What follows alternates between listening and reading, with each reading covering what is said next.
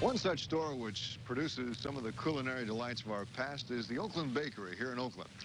This little bakery still puts out a daily issue of fresh goods using basically the same ingredients and methods they did 25 years ago.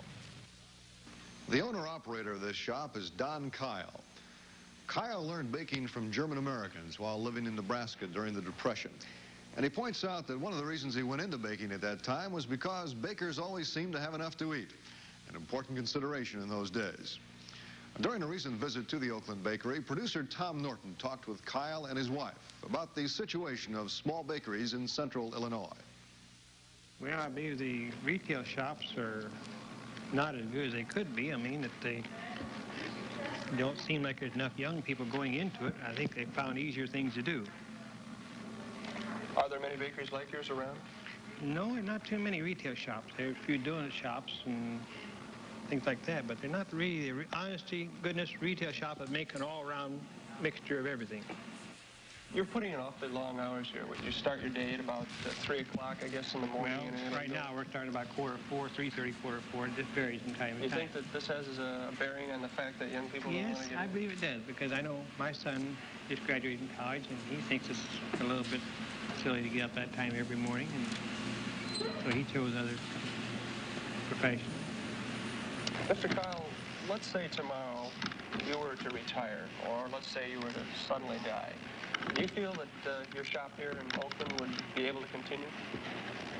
It wouldn't, it'd be very lucky if we did, I'll be honest with you, because I don't think unless you find someone who wanted to come out of the city that was a well-rounded baker, could take it over and go ahead like we have here. I mean, it's, some of the bakers in the bigger cities are able to bake bread and things like that, but to be able to decorate, make cookies, donuts, rolls, pastries, there's not enough people. And then if they do, they aren't going to invest that kind of money in a shop. There are people, we have people come from Charleston, Kansas, Newman, Arcola, Tuscola. They don't come every day, but they come periodically and they call on the phone. That's what keeps us, we're able to survive. If they had bakeries there, it might not be able to, like you say, it might not be able to do it. Well, what is it about the goods here that makes people come, from so far? Well, I guess when your answer to that, I'd say that possibly they are satisfied, they like it, or they wouldn't come back. You think it's the quality of the goods, or we the idea of coming to a little bakery shop like this? But we think we have quality, and we have something unusual. Like our Easter, now we're going to have some little rabbits there.